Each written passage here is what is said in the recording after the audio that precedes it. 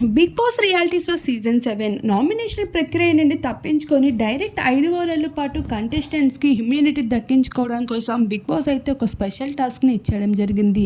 ఈ టాస్క్లో సందీప్ అయితే విన్నర్గా నిలిచారు. ఈ టాస్క్లో ఉల్టా పుల్టా అంటూ బిగ్ బాస్ ఏదైనా జరగచ్చు హౌస్లో అని చెప్పినట్లే ఈ టాస్క్ తర్వాత సందీప్కి ఒక పెద్ద ట్విస్టే ఉండబోతుంది. అయితే ఇప్పటికే 14 మంది కంటెస్టెంట్స్ అయితే హౌస్ లోపలికి అడుగు పెట్టగా అందులో కిరణ్ అయితే ఎలిమినేట్ అయిపోతున్న విషయం తెలిసిందే. ఇక తను ఎలిమినేట్ అయిపోయాక కొత్త కంటెస్టెంట్స్ని హౌస్ లోపలికి పంపించబోతున్నారు.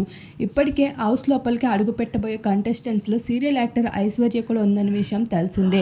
కస్తూరి, అగ్నిసాక్షి, ముక్కుపొడుగు వంటి సీరియల్స్లో నటించి తెలుగు వారికి ఎంతగానో చేరువైన కెనడా ముద్దుగొమ్మ మన ఐశ్వర్య. గత 2 సీజన్స్గా ఐశ్వర్యనైతే బిగ్ బాస్ యాజమాన్యం హౌస్ లోపలికి రప్పించడానికి అన్ని ప్రయత్నాలు చేస్తూ ఉండగా ప్రస్తుత కాలంలో తన డేట్స్ కుదిరి ఇప్పుడు షెడ్యూల్స్ అన్ని పక్కన పెట్టి బిగ్ బాస్ రియాలిటీ షోలో అడుగు పెట్టబోతుంది. తను వైల్డ్ కార్డ్ ఎంట్రీ ద్వారా అడుగు పెడుతుందా, స్టేజ్ పైకి వస్తుందా అనే వివరాలు నాగార్జున చెప్పాల్సి ఉంది.